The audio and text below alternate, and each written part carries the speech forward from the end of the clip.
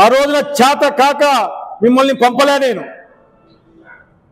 రైతు చావు పట్ల ఉన్న గౌరవం కొద్దీ బాధతో, కడుపులో ఉన్న బాధతో ఇది రాజకీయాలకు తావు కాదు, ఆ కుటుంబాన్ని గురించి మాట్లాడుకోవాలని చివరికి మన్నేసేంత వరకు అక్కడ ఉండి వచ్చాం.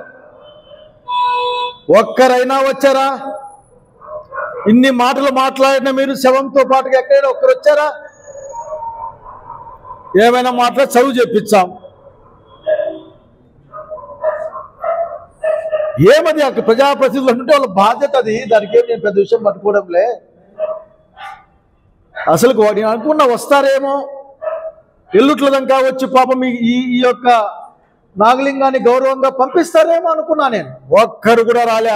మీకు ఒళ్ళంతా భయం. మీ యొక్క ఆర్థిక విధానాల వల్ల, మీ యొక్క వ్యవసాయ విధానం వల్ల, వ్యవసాయం దండగనుకునే మీ నాయకుని విధానం వల్లనే. ముఖ్యంగా అనంతపురం రైతు శవం పైన రాజకీయాలు చేసే వాళ్ళం కాదు. మౌవ కొల్లు వ్యాధి వస్తే మోనోక్రోటోపాస్ ఇచ్చిన చరిత్ర మీది. ఇదే జిల్లాలో మా రాజకీయం రైతుల్ని రాజులుగా మార్చే రాజకీయం.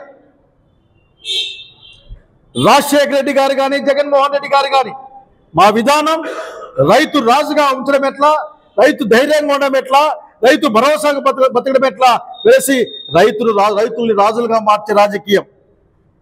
మీ యొక్క ఆర్థిక రాజకీయ విధానం ఏంటో మీకు తెలుసా? వ్యవసాయం పట్ల మీకు నమ్మకం లేదు.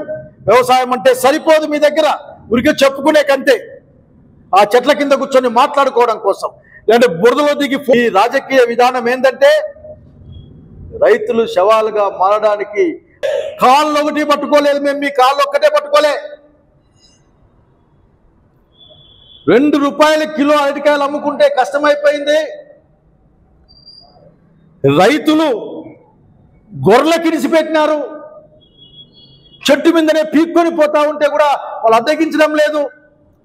చివరికి నేను కలెక్టర్కి పోదాం రండి 24 టన్నుల అరటికాయలు తెచ్చి ఇక్కడ తెచ్చిపెట్టారు. ఆఖరికి వాళ్ళు చెప్పిన మాట ఒక్కటే, ఈ ప్రభుత్వానికి కనీసమైన చీమ కుట్టినట్లయినా ఈ కళ్ళు తెరిస్తే మిగతా రైతులు వచ్చే పంట బాగుపడుతుందే ఆశతో వచ్చారు. మీ దగ్గర నుంచి నాకు అది కనపడలే. రాజకీయంగా మీరేం చేస్తున్నారు? ఆఖరికి మేమైతే రాజకీయం చేసే రోజున 100% రాజకీయం చేస్తాం.